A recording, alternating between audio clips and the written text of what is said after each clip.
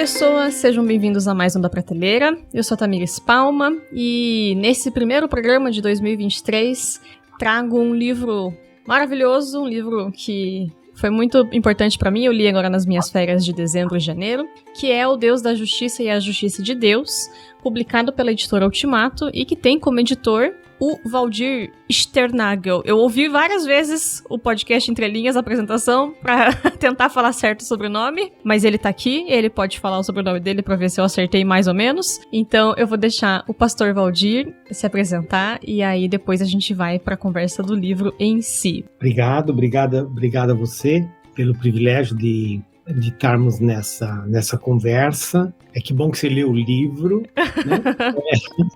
É importante isso. Tem gente que quer gravar com você e não lê o livro, é isso? Aí não dá, né? Eu espero que você tenha lido o livro e daí disser, puxa, a gente pode fazer um podcast sobre esse livro que fala sobre a justiça, né? Então eu sou o Valdir Sternagel, é um privilégio estar aqui com vocês.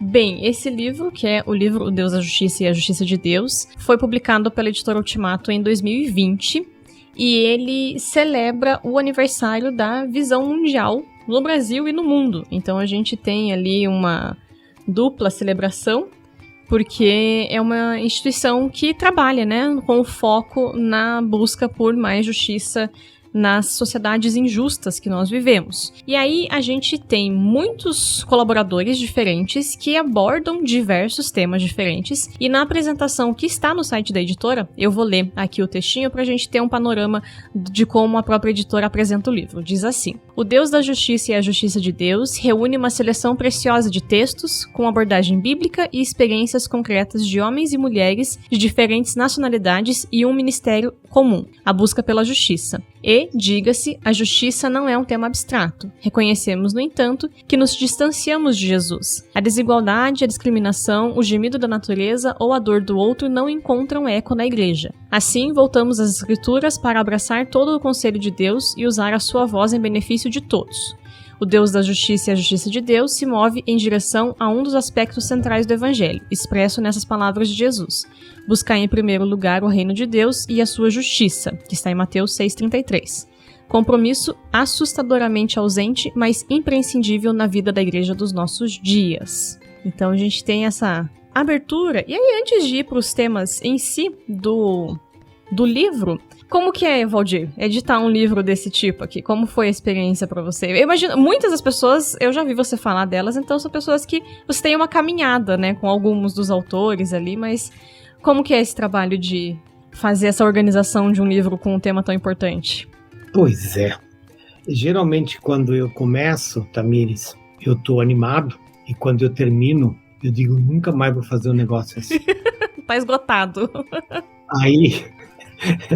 Aí depois eu acabo fazendo outro. Por isso que eu falo que eu sou vítima de mim mesmo, né?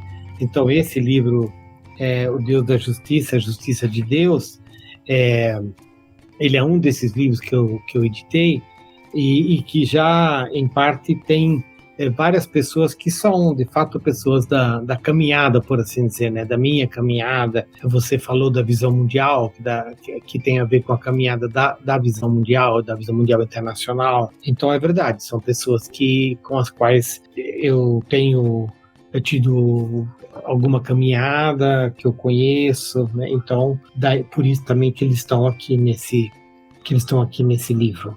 Editorar um livro é tipo ter filho, a gente dizem, né? Eu não tenho filhos ainda, mas que você esquece da dor, porque daí, por isso que a natureza é tão boa, Deus é tão bom que a gente esquece da dor, esquece dos desafios, por isso que tem mais um depois. Pois é, né? Essa coisa de ter filho, essa coisa eu nunca vou experimentar. Então, essa dor eu não sei, eu só tenho... Mas acho que tem a dor do pai também, né? Pode não ser uma dor física, mas tem muitas outras. Eu ia falar que a gente tem 4 filhos aqui, nós tivemos 4 filhos, né? Então, assim, são paternidades e maternidades diferentes, mas é verdade, quer dizer, um livro como esse, ele tem um tempo, né, de gravidez, se você quiser usar essa palavra, né? Ele tem um tempo de maturação. Num livro que se edita, assim, você tem pessoas que respondem pronto, né? respondem bem, cumprem prazos. Com outros você tem um pouquinho mais de dificuldade, né? Porque os textos não vêm, né? Alguns textos já vêm muito trabalhados, elaborados, outros textos vão precisar um pouquinho mais de edição, né? Alguns textos aqui nesse livro, eles precisaram de ser traduzidos, né? Então, tem o processo de tradução. Então é um processo assim leva vários meses, né? Até que você vai juntando para dar identidade, né? Que, por exemplo, você vai olhar esse livro aqui, então esse livro sobre justiça, você vai ver que ele tem uma abordagem bíblica, né?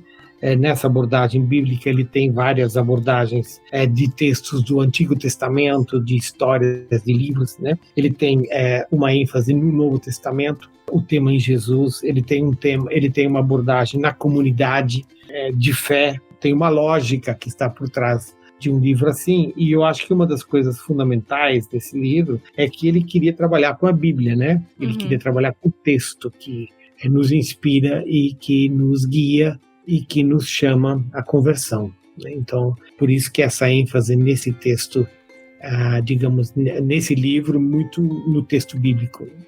É bem nítido isso mesmo. Mas é curioso, né? O livro saiu em outubro de 2020. Então estávamos ali no primeiro ano da pandemia, um ano muito difícil, né? Ainda antes da vacina, o mundo inteiro e o nosso país degringolando, né? E aí a gente se deparar com essa ideia de que a justiça é necessária. A justiça é imprescindível, como a própria sinopse do livro colocou, né? E a justiça de Deus não é a nossa justiça, porque muitas vezes a gente quer fazer a nossa justiça, né? A gente acha que sabe o que é o certo, a gente acha que sabe como fazer as coisas, mas na verdade é um exercício diário e que precisa ser retomado sempre. Eu falo por mim, assim, tem coisas que movem, que me geram raiva e indignação, mas aí eu tenho que me colocar diante de Deus e silenciar os meus desejos para saber o que Deus quer que eu faça, né? Não é a minha vingança, a minha justiça, porque a nossa justiça muitas vezes é vingativa, né? E não é disso que o livro tá falando, mas a gente precisa reconhecer que ele saiu num momento que eu não sei se os capítulos já tinham sido terminados de escrever antes da pandemia começar, mas ele sai num momento muito propício para que a gente volte a olhar para o outro, né? Então tem essa ideia de um timing muito perfeito para esse livro ter saído também. Na infelicidade da pandemia, o timing dele foi muito bom, né? Tamires, a gente fala assim que na vivência da nossa fé tem duas dimensões muito importantes, né? Até tem um livro do John Stott que tem o título Ouça o Espírito, Ouça o Mundo, né?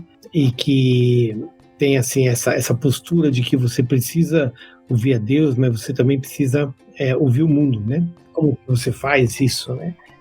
Ouvir o mundo digamos, é uma caminhada importante na fé cristã, e o John Stott fala em ouvir duas vezes, né? Então, nesse sentido, Tamires, a pandemia, ela, como a gente falava na época, né?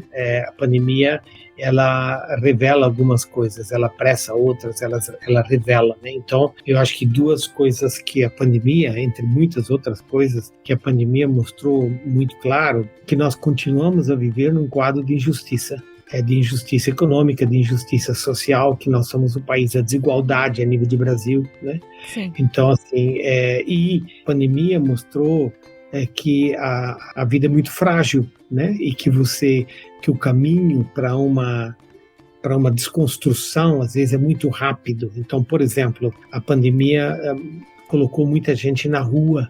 Por quê, né? Porque de repente gerou crises econômicas, pessoas que não conseguiram mais pagar o aluguel foram despejadas, então elas acabaram debaixo das marquises, né? Então, digamos, a pandemia revelou uma sociedade excludente, uma sociedade injusta, uma sociedade dividida, que a gente, teoricamente, é claro que a gente já sabia também antes, né? Mas ela mostrou isso de novo, né? Então, e aí, essa volta para o texto bíblico, para mim, é uma das coisas assim que diz, puxa, mas esse tema da justiça, ele é um tema tão central da Bíblia, e muitas vezes a gente ouve muito pouco dele, inclusive nas nossas igrejas, né? Até você podia fazer uma pesquisa nos ouvintes do podcast, né? Para saber quando foi que você ouviu o último sermão na sua igreja sobre o tema da justiça. Sim. porque acaba sendo um tema muito esquecido. Eu gravei ano passado, eu acho, há um tempo atrás, esse mesmo formato do podcast aqui, sobre o livro Justiça Generosa do Tim Keller. Uhum. E aí, com o pastor que estava aqui, o Rodrigo Quintan, a gente conversou muito sobre essa ideia de que às vezes as pessoas, quando trazem a justiça nas igrejas, ainda trazem a justiça moralista, né? Essa ideia de você tem que fazer o certo, que é não pecar, é viver dentro da caixinha da doutrina da igreja, porque a gente vive a ideia de moral, mas não essa ideia de uma vida, uma justiça plena, uma justiça que contempla todos os aspectos da vida, né? E aí eu não lembro mais as duas palavras, mas eu lembro que tinha Mishpat, que era uma das justiças que o Tim Keller apresentava, e um outro conceito, que ele desmembrava em dois, assim. Então, é essa ideia de uma vida total, né? Eu sou justo em tudo que eu faço na minha vida, não é porque eu tenho medo de que Deus vai me condenar. Porque daí vem as ideias do, mas né, o amor e a justiça de Deus, como coisas quase que antagônicas, né? Muitas vezes as pessoas trabalham. E na verdade é fazer tudo de maneira justa, porque a gente se vê transformado por essa justiça plena de Deus, né? Que quer tudo reconciliado com Ele. Então, é muito difícil, assim, porque a gente até pode ter pregações sobre justiça, mas elas sempre vão ser muito mais ligadas à moralidade e aos, meu Deus, o mundo está invadindo a igreja com... né, qualquer que seja a discussão da semana de coisas que o mundo está querendo impor na sua cultura, a igreja, e não falando de fato do que a gente faz para transformar pro bem a vida do outro, né, e não enquadrar a vida do outro naquilo que eu considero a minha métrica de perfeição, né. Eu acho que você começa a desvendar um pouco, né, essa coisa da justiça, e eu acho que uma das coisas importantes que a justiça nunca tem uma dimensão meramente individual, né? A justiça sempre envolve o outro, né? Quer dizer, a justiça é relacional. Então, você não tem... quer dizer, quando você fala na moralização da justiça, muitas vezes ela é focada em você, né? Eu preciso fazer tudo certinho, né? A gente podia dizer que o fazer tudo certinho nem depende tanto de você, depende do outro e de como que o outro te vê, né? Então, se o outro te experimenta como justo, se o outro te experimenta como cuidador e não como você se autodefine, porque a gente precisa cuidar com os próprios enganos, né? E as próprias edições que a gente faz de si mesmo, né? Sim. Então, acho que essa é uma dimensão importante e isso tem muito a ver com a própria natureza de Deus, né? Que Deus não é um ser. Deus não é individual, Deus ama, Deus é o Deus que caminha em direção ao outro, né? E é um Deus relacional, né? Então a gente faz as coisas na relação com os outros também, né? Inclusive viver em justiça, né? A gente vive ou não na relação com o outro também. Mas realmente, assim, eu coloquei aqui nas coisas que eu anotei do livro. Pra mim é um tema muito caro, assim, ler sobre essa ideia da justiça de Deus e sim, analisando que a ideia de o amor, porque quando eu já tive muitas discussões disso com líderes passados, de falar do amor de Deus e daí a pessoa vir, mas Deus também é justiça. E aí pra mim isso nunca foi antagônico, pra mim isso sempre foi complementar. Mas me faltava, durante muito tempo da minha vida, me faltava arcabouço teórico pra mostrar que essas coisas são complementares e não antagônicas. E esse livro é uma das leituras que mostra muito isso, assim, né? A ideia de que a justiça de Deus, ela existe porque Ele é justo e também porque Ele nos ama e Ele não quer que a gente viva em injustiça. Tanto sofrendo injustiça, mas também perpetrando injustiça. Deus não quer que a gente mate. Deus não quer, e não é só porque, na ideia moralizante que a gente falou antes, mas porque Ele não quer que a gente se destrua matando alguém, e Ele não quer que a gente destrua outra pessoa matando essa pessoa. Então, eu gosto muito de ler sobre esse assunto, é um assunto que sempre me emociona e move muito meu coração, e é uma coisa que eu... Já era importante pra mim. Eu me converti com 13 anos de idade. A minha família não é evangélica. Eu sempre tive uma relação com Jesus, mas aí eu me converti aos 13 anos.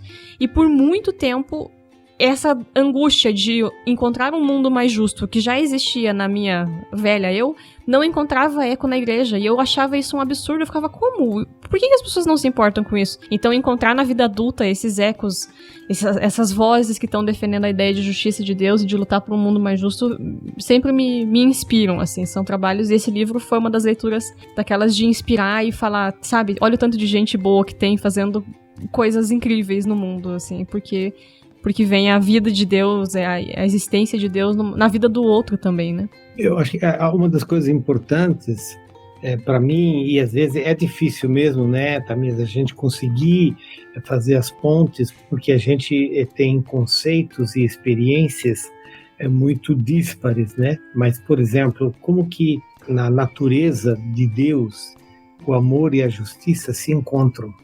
O amor, ele é, em essência, ele é um gesto em direção ao outro, né? Porque o amor nunca, digamos, seu amor está apenas voltado para si mesmo, isso é narcisismo no amor, né? Uhum.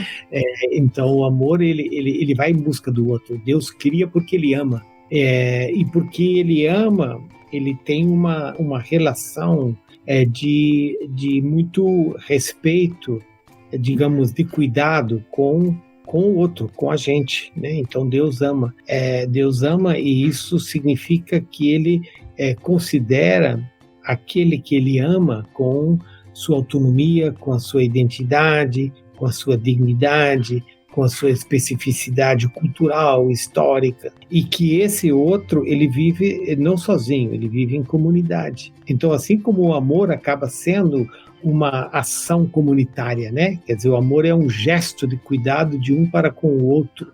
Digamos assim, a gente falou antes, né, na gravidez e no filho, na geração de filho, né? Quer dizer, o filho nasce, a filha nasce como resultado de um gesto, de um querer, de uma intencionalidade. Eu quero ser mãe, eu quero ser pai. Por quê? Né? Porque eu quero de alguma forma dar de mim, né? Quero que saia de mim, né? Então esse gesto, essa ação de amor, e que acaba sendo muito coletivo, né? Coletivo. Sim. No sentido de ser relacional, né? E para que seja relacional, você precisa de critérios de justiça, né? Que é como que você convive. Então, assim, vamos falar aqui de casa, né? Claro, agora os filhos já são grandes, já tem filhos, né? Mas essa coisa, de repente você tem os teus filhos, né? E você diz, olha, esses filhos são fruto de amor. E você tem 4 filhos, e você, de alguma forma, vai estabelecer padrões de convivência, né? De estar junto, de respeitar o espaço um do outro, de considerar as idades próprias de cada um, de considerar as responsabilidades, de considerar a diversidade. Então, e para que você considere tudo isso, você precisa, de alguma forma, criar uma comunidade e ter padrões de justiça. O que são esses padrões de justiça? Não é que é tudo igual, mas é que cada um, na sua especificidade, ele é reconhecido, ele é respeitado e ele é cuidado. Uhum. Né?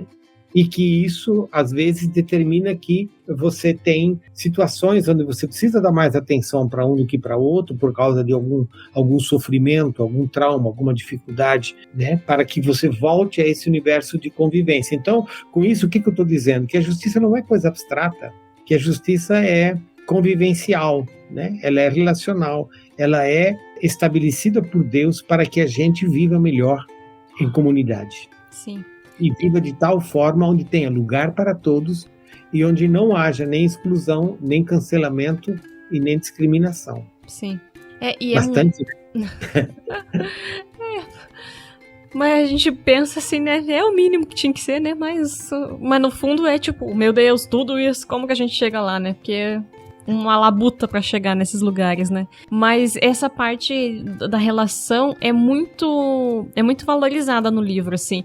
Essa parte, a dimensão da nossa responsabilidade enquanto povo de Deus, enquanto coletivo, de cuidar de toda a criação, inclusive da natureza, inclusive, né, do ecossistema, do mundo, não só dos outros seres humanos. Assim, é uma das coisas que também eu achei muito bonito, assim, porque eu imagino que você lê todos os textos quando eles chegam como editor, mas os autores não devem ler uns dos outros antes do livro estar pronto. E todo mundo acabou apontando nesse sentido de como a comunidade, como o povo de Deus tem que trabalhar junto para que algo chegue, para que algo seja transformado, para que a luz brilhe na escuridão, para que a luz brilhe nas trevas, né? Então, é muito bonito isso, assim, de perceber que a gente tem que trabalhar junto, a gente tem que remar junto. E aí é um dos pontos que eu tinha colocado de por que ler essa obra, mas o quanto é essencial a leitura desse livro, o quanto os cristãos do Brasil, né? Não posso falar pelos outros, mal posso falar pelos do Brasil, mas o quanto a gente precisa refletir sobre esse tema e o quanto as injustiças que são estruturais do nosso país, como a fome, a miséria, precisam ser abordadas dentro da igreja, mas, por outro lado, os problemas que a gente tem e que estão nos fazendo não lidar com essas injustiças, que são muitos, mas eu anotei a idolatria de muitas coisas e muitas pessoas diferentes. A gente tem um problema muito sério de idolatria dentro da igreja hoje, mas também a omissão, de entender que não é parte do nosso trabalho. A meritocracia, ela entrou tão forte na igreja com esse discurso, não sei se surge na teologia das igrejas neopentecostais, na teologia da prosperidade, mas provavelmente foi pelo menos amplificado por essa ideia de eu faço e tenho o que eu mereço, né? Eu alcancei aquilo que eu merecia. E aí, quando a gente põe a meritocracia dentro da igreja, primeiro a gente ignora a graça de Deus, mas a gente também ignora, e aí é muito mais fácil, muito mais cômodo, o meu papel, não só social, mas o meu papel missional de cuidar do outro. E aí eu acho que esse livro, ele é uma leitura que tem que doer. Ele tem que pegar no nosso nervinho, porque a igreja brasileira tá doente. A igreja brasileira precisava ler esse livro, todo mundo, pra ter um momento de transformação, porque... enfim. Pode falar, comentar, porque senão eu vou começar a chorar as pitangas aqui. Eu também vou chorar.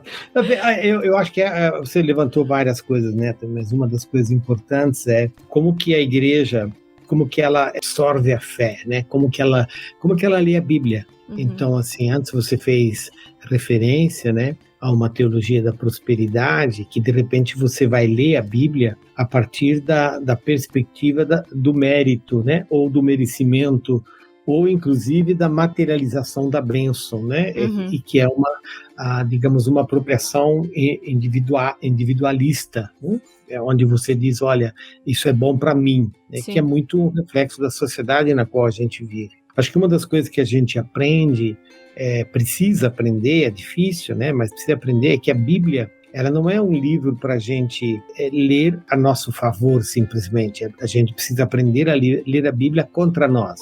Um teólogo, né, Dietrich Bonhoeffer, que fala sobre isso, né? A importância de você ler a Bíblia contra si mesmo para a sua conversão, para a experiência da graça, né? Então, acho que essa é uma das coisas que a gente precisa ler a Bíblia, a gente não pode fugir dela, e a gente não pode simplesmente fazer uma leitura seletiva, onde a gente não lê o que a gente não gosta. A gente não pode só fazer uma leitura, digamos, devocional, que nos edifica numa espiritualidade desencarnada, né? Sim. Então, acho que isso é importantíssimo. O que é, nesse livro, para mim, importante, assim, é ser surpreendido, né? Dizendo, caramba, mas a Bíblia fala tanto sobre justiça, né? E a Bíblia fala muito sobre justiça, né? Os profetas falam sobre justiça, muito de perto, né? Os Salmos, impressionante, os Salmos falam muito sobre a justiça, né? Então, assim, a Bíblia fala muito sobre a justiça, e o fato de que muitas vezes a gente, digamos, é guiado até pelos sermões, pelas redes sociais e coisa, né, da nossa compreensão da fé cristã, a gente perde dimensão de quanto a Bíblia fala sobre a injustiça. Ontem eu vi uma Bíblia, estava na igreja, daí um rapaz sentou do meu lado, E a Bíblia dele era da visão mundial, e aí na capa tinha um subtítulo falando, acho que a Bíblia tem mais de 2.000 versículos sobre justiça e desigualdade. Era atentando, tipo, por que a gente não fala disso? Eu achei muito curioso, porque eu falei, olha só, vou gravar com o Valdir amanhã e tô vendo a Bíblia da visão mundial aqui, ressaltando esse ponto. E se você vai abrir aquela Bíblia, você vai perceber, provavelmente está em vermelho todos os versículos que falam. Vou pedir para ele me mostrar da próxima vez. Acho que é essa Bíblia, né? Agora, eu acho que uma das coisas importantes é por que a Bíblia fala sobre a justiça, né? Uhum. Se a gente olha um pouco também, assim, para os profetas, né, no Antigo Testamento, eu sempre falo, tem duas coisas que os profetas estão muito atentos, e as duas coisas andam juntas, que é a idolatria e a injustiça. Então, assim, a idolatria é tudo aquilo que te leva para longe de Deus. Sim. Nesse sentido, Deus de Abraão, de Isaac, de Jacó, né? Esse Deus. Então, a idolatria é tudo aquilo que leva você para longe desse Deus e que leva você para a construção dos teus próprios deuses. Uhum. Então, nesse sentido, na idolatria, você cria Deus à sua imagem e semelhança. Sim. E nesse sentido, você acaba criando Deus dentro de uma estrutura também, deuses, né? Idolatrias dentro de estruturas injustas e que acabam sendo usadas para manter a injustiça. Então, assim, muitas vezes a gente usa a religião e no decorrer da história para manter o status quo. Sim. A fé cristã, ela sempre questiona não apenas a nossa vida individual, mas o status quo, a verdade que a gente vive, né? Então, por isso que quando os profetas falam da idolatria, eles vão dizer que muitas vezes essa idolatria também se expressa como injustiça. E por isso que Deus chama para a justiça, porque o chamado para a justiça é também um chamado de crítica à idolatria. Né? É um chamado de conversão, né, do nosso coração de novo. É muito bonito isso, né? Essa Sim. relação entre adoração e justiça. E, por outro lado, esse risco da idolatria com a injustiça. Então, adoração e justiça caminham de mãos dadas na fé cristã. Que bonito, né? E né, se a gente pensa no Antigo Testamento, sempre que eles estão em idolatria, é porque daí os parâmetros do Deus de Abraão, Isaac e Jacó já não importam, porque eles foram substituídos por outros deuses, né? Sejam os deuses dos povos ao redor, seja o luxo, seja a vida próspera, né?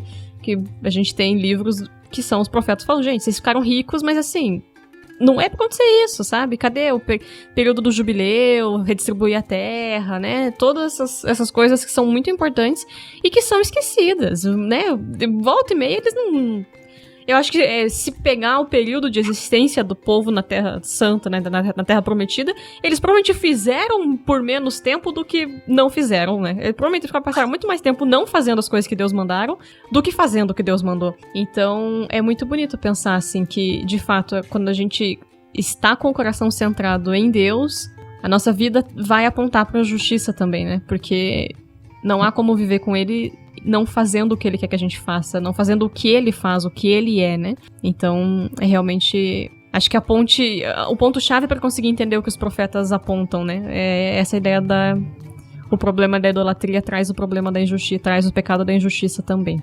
Uma coisa chama outra, né? E o que você falou antes, você olha para as escrituras, né? E você vai ver o quanto trabalho a gente dá para Deus, né? E o quanto Deus não desiste, né? Deus não desiste do seu povo, Deus não desiste da comunidade, porque ele sempre de novo nos chama para essa conversão, né? Então, acho que isso é uma das coisas. Por que Deus não desiste da justiça? Por que Deus não desiste da gente? Porque Deus não desiste de amar. E justamente porque Ele é esse Deus que não desiste, Ele continua falando através dos profetas, dos apóstolos, e para nós hoje Ele continua falando através das Escrituras, e a importância para a gente é justamente ter essas Escrituras, toda a Escritura diante de nós, né? E não só uns pedacinhos que, digamos, façam com que a gente... Afagam o ego, né? Isso, né? Faça cócega na alma, como eu falo às vezes, né? Então, a gente precisa dessa palavra inteira de Deus, porque Deus gosta da gente por inteiro e porque Deus gosta da gente em comunidade, né? Sim. Eu tenho um amigo que uma vez falou A gente tava conversando num grupo e ele colocou que quando a gente lê a Bíblia, os versículos que a gente acha que é pra gente, a gente tem que colocar pro irmão. E os que a gente queria apontar no dedo na cara do irmão, a gente tem que colocar pra gente e ser humilde e falar, acho que eu ainda preciso aprender sobre isso. E me guia muito quando eu tô lendo a Bíblia, às vezes eu fico lá. Eu tenho que ser mais humilde, tenho que ler a Bíblia pensando no que eu tenho que aprender e não o que eu tinha que ensinar aos outros, porque não sou eu que tenho que ensinar, né? É a Bíblia com o Espírito Santo que tem que ensinar, não sou eu. Então, acho que é um pouco isso também, né? Da gente fazer uma leitura humilde da Bíblia, né? Muitas vezes a gente quer ler pra se sentir bem, pra se sentir a caixinha de promessa ali que pega o papelzinho colorido e tá tudo bem, né? E isso não é um problema em si, mas só esse tipo de leitura bíblica não faz ninguém crescer na espiritualidade, né? Não faz. Eu acho que essa é uma das outras coisas que estão na base desse livro, é que justamente a perceber, né, eu falei antes que uma das coisas que eu aprendi através desse trabalho aí é o quanto o tema da justiça está presente, né, nas escrituras e como que é bonito isso, né, e como que alguns momentos assim muito sensíveis, chaves da caminhada, alguns dos salmos, né, falam da justiça, né? Então, assim, eu acho que isso foi um aprendizado bom, né, bonito para mim, né? Mas eu acho que outra coisa que eu procurei refletir, inclusive eu tenho um capítulo, acho que eu falo sobre isso, né, que é no início, a gente é uma igreja que é uma igreja muito seletiva, e a gente é uma igreja, digamos, pensando agora na caminhada evangélica, que nessas últimas décadas tem tido um crescimento consistente, né, no Brasil. Sim. Nós estamos falando de 2030, né, daqui a uns aninhos, né, a igreja evangélica vai ser do tamanho da igreja católica, né? Então, assim, a gente não sabe como que esses índices de crescimento, as estatísticas apontam para uma continuidade de crescimento. Sim. E o que vai acontecer nas próximas décadas. Mas então, se a gente tem, por exemplo, se diz, puxa, mas essa igreja evangélica hoje, ela tem milhões e milhões de pessoas, ela está chegando a um nível onde ela vai ter a mesma população da igreja católica. Alguns, né, estão falando que, né, de repente ela vai ter mais de 50% da população. Né? E a pergunta que a gente precisa fazer mas qual é o impacto dessa igreja? Né? O que ela faz na nossa sociedade? Né? E eu acho que essa é uma das coisas que também está, digamos, no pano de fundo desse livro, é que a gente olha que alguns dos parâmetros socioeconômicos, socioculturais do nosso país continuam iguais, né? Ou seja, a distribuição de renda, ela não melhorou porque a igreja evangélica cresceu, né? Os padrões de injustiça continuam similares. Claro que a gente, digamos assim, nas últimas poucas décadas melhorou em algumas coisas. Acho que a pandemia nos jogou de volta, né? Sim. Nos jogou de volta para a crise da fome. Mas a gente precisa reconhecer que nós temos uma igreja que cresceu em número, mas que tem pouco impacto de transformação na sociedade de uma forma macro. Em termos micro, das famílias e coisa, tem muita transformação que ocorreu, né? Mas a nível mais amplo, assim, a gente está devendo para essa nação uma vivência do Evangelho que transforme a sociedade rumo à justiça. E isso vai acontecer na medida em que a gente deixa as escrituras chegarem, na medida em que a gente se converte e na medida em que a gente desenvolve essas comunidades de serviço, de cuidado e de impacto transformador na nossa sociedade. Então a gente tem um trabalhinho pela frente aí também, né? Tem, né? Pela frente. E só vai ser possível se a gente voltar para ler a Bíblia mesmo, né? Eu comecei a fazer isso por causa do Zé Bruno da Casa da Rocha. Ele fez uma série de pregações 2 anos atrás sobre a última semana de Jesus, e aí ele começou a série Meu Caro Amigo, que ele tá fazendo sobre o livro de Lucas. Ele terminou Lucas e vai começar Atos depois do Carnaval. E ele prega todo o livro. Então, cada semana ele vai ali do versículo 1 tal a tal, e na semana seguinte ele começa do versículo seguinte. Ele não pula um pedacinho, esse pedacinho que é tão importante assim. E aí ele passou 80 pregações, porque foi 80 e poucas pregações sobre Lucas, falando, gente, não dá pra ler só o que a gente quer. A gente tem que ler o livro na sequência. Tem que estudar, não vai... eu vou fazer a devocional hoje desse pedacinho aqui. Aí na semana que vem eu faço de outro livro. É claro que dá pra fazer isso. Tem muitas devocionários mesmo, né? Que pegam versículos específicos. Mas a gente, na leitura da Bíblia mesmo, tem que pegar um livro e ler do começo ao fim. Porque as coisas estão espalhadas e tem muitos assuntos diversos. E a justiça é um deles. Ela não tá concentrada em um profeta. Não é Miqueias que tá falando, não é Amós que tá falando, não é Isaías. São eles todos. Então a gente vai compreendendo o que Deus espera. Só que muitas vezes as pessoas não fazem isso na igreja. É a Bíblia. E as pessoas não querem mais ouvir sobre isso. Porque ela não... Porque incomoda, porque dói, porque eu não quero assumir que tenho culpa na sociedade que é uma porcaria ao meu redor. Então a gente nega a própria Bíblia, né? Você está abrindo aí uma caixa de Pandora, né? É enorme, né?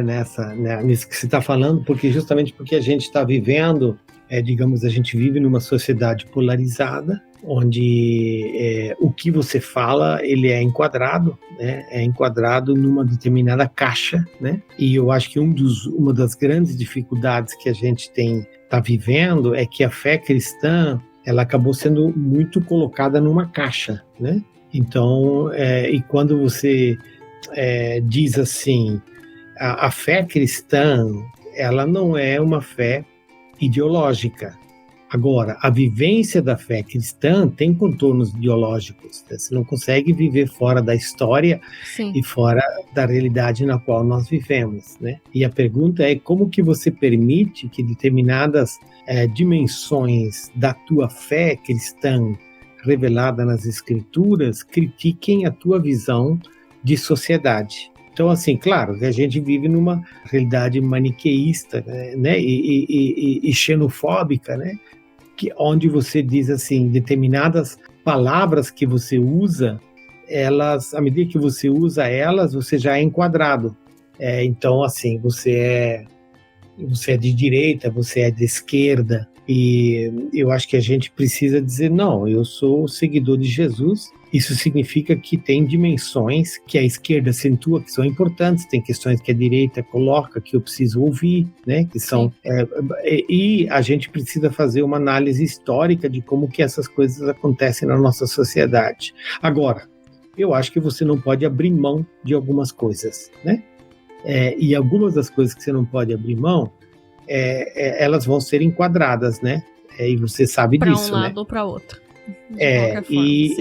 Exatamente, elas vão ser enquadradas. Então, para mim, por exemplo, um versículo-chave é Mateus 6,33, né? Que diz, busca o reino de Deus e a sua justiça, e todas as coisas vos serão acrescentadas. Então, busca o reino de Deus e a sua justiça. O reino de Deus é um reino de amor, é um reino de verdade, é um reino de paz, né?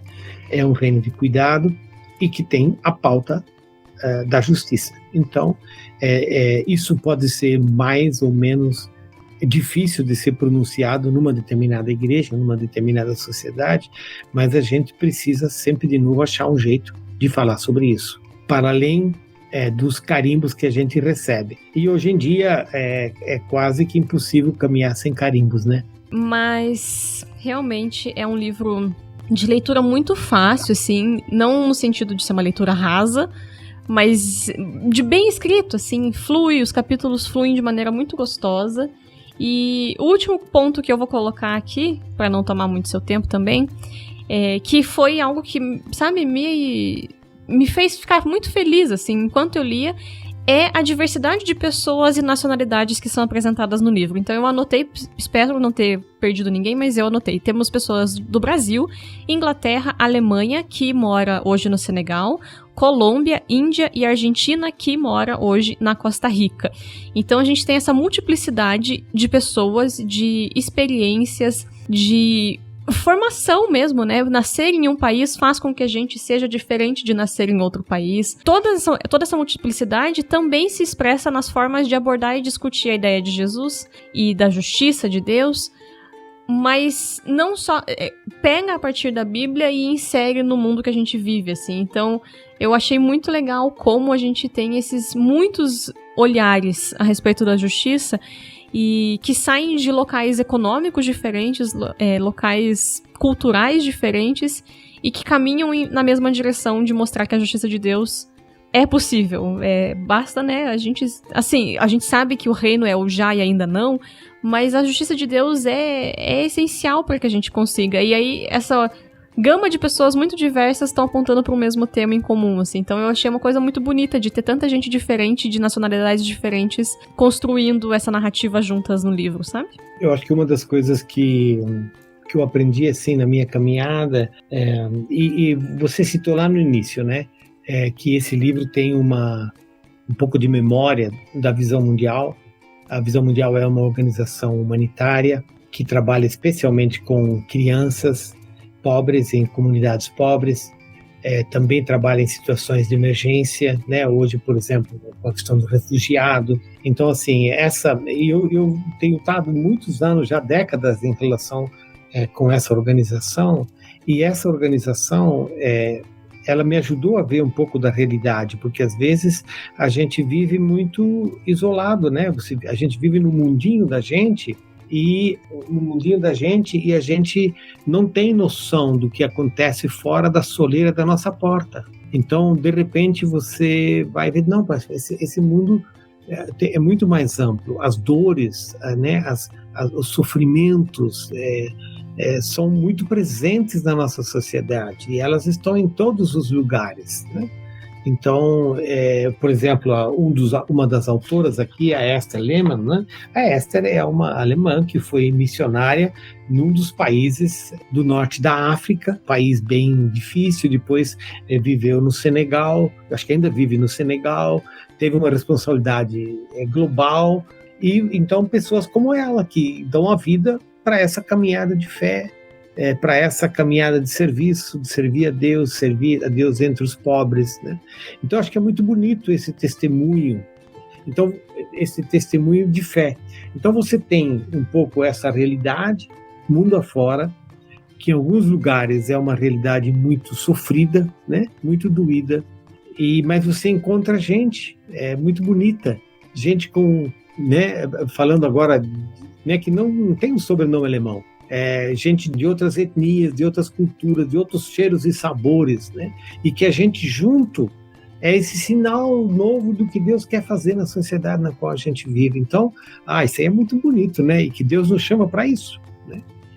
Para essa caminhada de comunidade, de fé, que impacta a sociedade com esse viés transformador marcado pelo amor e pela justiça de Deus. Acho que é isso. Mais alguma coisa que você queira? Eu também acho.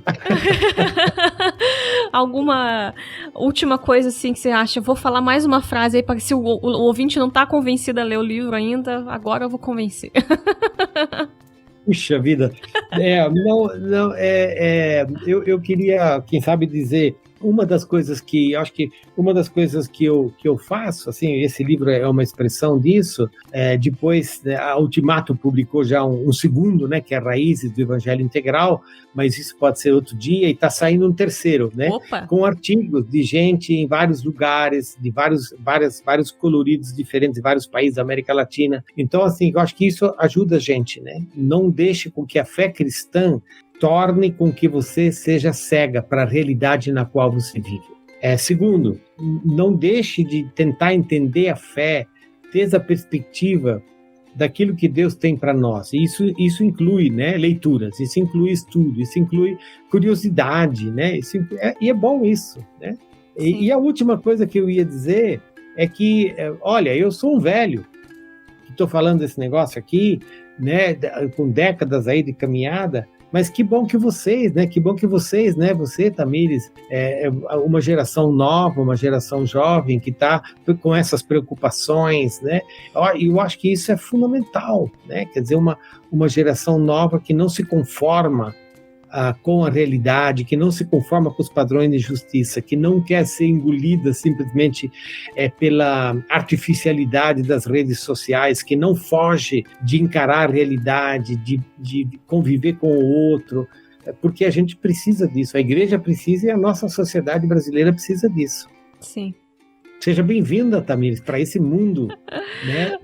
E não tem, desculpe, a gente não diz assim, tem um livro do Jim Peterson, né, que é um livro que tem o título de uma expressão de Nietzsche, né, que é a fé cristã, ela é uma longa caminhada na mesma direção. Esse é o nome do livro ou é a frase?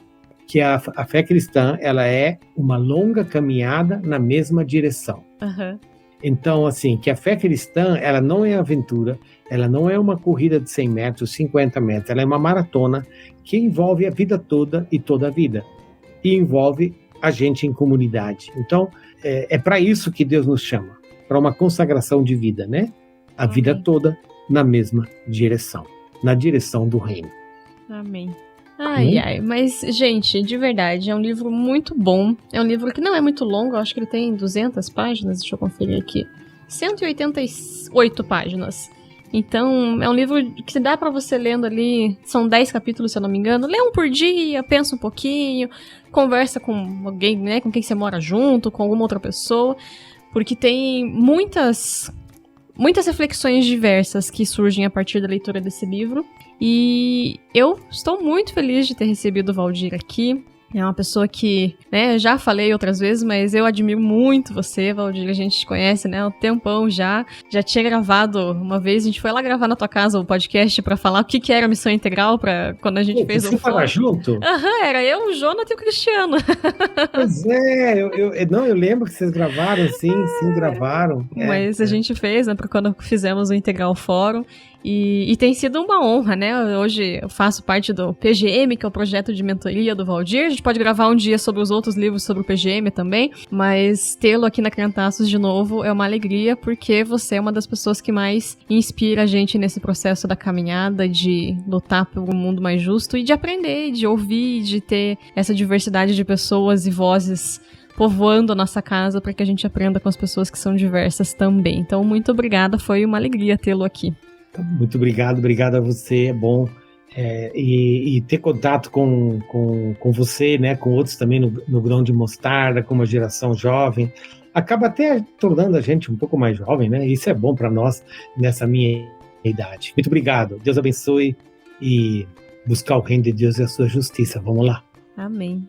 Espero que vocês tenham gostado do programa, que vocês vão atrás do livro e que 2023 seja um ano em que a gente arregace nossas mangas e vá trabalhar por esse país e por essa igreja que estão tão adoecidos, tão fragilizados, que a gente lute pela justiça de Deus, pelo reino de Deus, pela democracia do nosso país e pela cura da nossa igreja como um todo nesse país. Que o Senhor esteja conosco nessas muitas lutas que temos pela frente e que a gente possa fortalecer uns aos outros aqui também.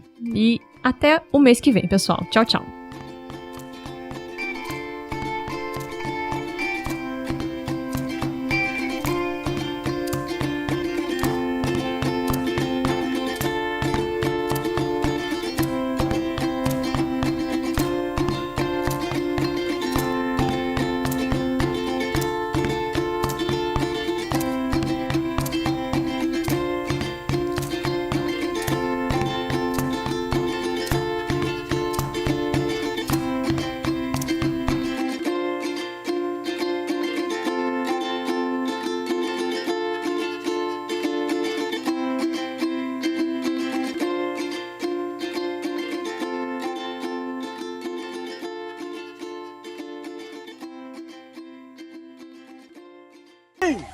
É Deus, mamãe!